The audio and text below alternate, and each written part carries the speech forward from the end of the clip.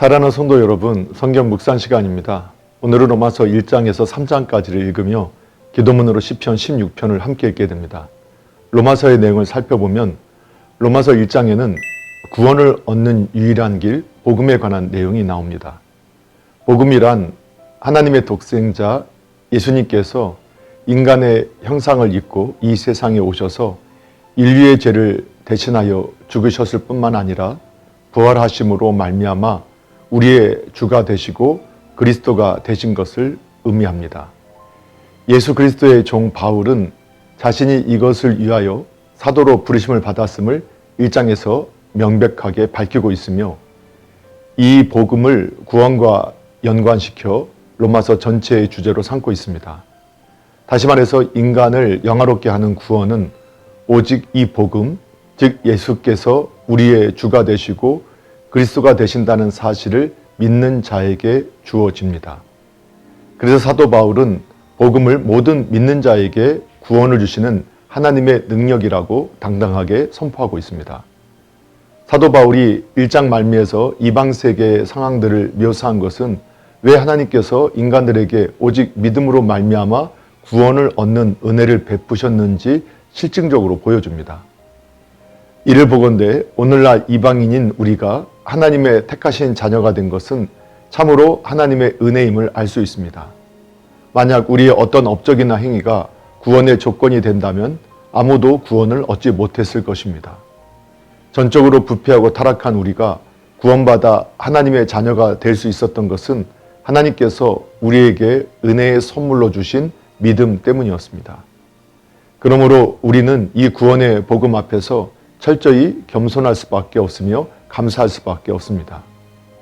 바울은 로마서 2장에서 하나님의 선민이라고 자처하는 유대인 역시 하나님 앞에서 이방인과 동일한 입장에 있다는 사실을 강조하고 있습니다.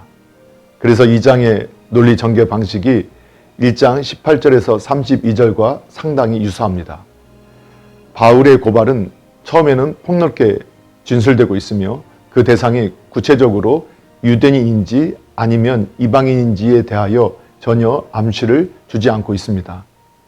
그러나 우리는 그 묘사가 점차로 전개되면서 1장에서 이방인들이 초점의 대상이 된 것과 마찬가지로 2장에서는 유대인들이 고발의 대상이 되고 있음을 뚜렷이 느끼게 됩니다.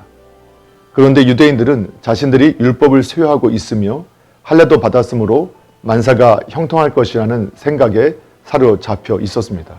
그러나 바울은 행함이 있는 삶이 뒤따르지 않으면 율법과 할례는 아무 소용이 없다는 사실을 설파하였습니다. 뿐만 아니라 그는 유대인들 역시 하나님 앞에서 범죄한 존재들이므로 이방인들과 마찬가지로 하나님의 심판을 받지 않을 수 없다는 사실을 강조하였습니다. 결국 유대인이나 이방인이나 모든 인간들은 다 죄인이므로 하나님의 은총이 없이는 어느 누구도 구원을 받을 수 없다는 결론에 이르게 됩니다. 사도 바울은 로마서 1장 18절에서 하나님의 진노가 모든 사람에게 하늘로 쫓아 나타났다고 하였는데 3장에서 그는 일련의 구약 성경을 인용함으로써 유대인이나 헬란이나 할 것 없이 전 인류가 죄인으로 하나님의 진노 아래 있음을 증명하였습니다. 그렇기 때문에 어느 누구도 율법의 행위로 하나님 앞에서 의롭다함을 얻을 수가 없음은 당연한 귀결이라 하겠습니다. 그렇다면 죄인된 인간은 영원히 하나님의 진노 아래 머물 수밖에 없다는 말인가? 이미 그 해답을 알고 있던 바울은 21절 이하에서 다시 로마서의 주제로 돌아갑니다. 그는 하나님의 한 의가 예수 그리스도를 통해 나타났다고 말하였습니다. 그래야 이제는 오직 예수 그리스도를 믿음으로 의롭다함을 얻게 된다는 사실을 그는 강조하였습니다. 이는 실로 죄와 절망 가운데 있는 전 인류에 대한 복음이 아닐 수 없습니다.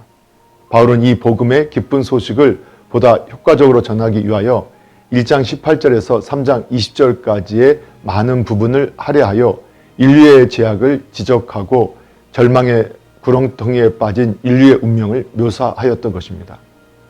오늘날 성도된 우리가 의롭다함을 받은 것은 바로 우리의 죄를 대신하여 화목제물이 되셔서 십자가의 죽음을 당하신 예수 그리스도에 대한 믿음 때문입니다.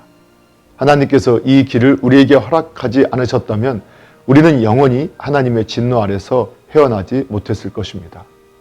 사랑하는 성도 여러분, 오늘도 말씀을 읽고 듣고 묵상하는 가운데 하나님의 마음과 생각을 알고 예수님과 동행하며 예수님을 바라보고 예수님을 닮아가는 복된 믿음의 삶이 되기를 예수님의 이름으로 축복합니다. 할렐루야!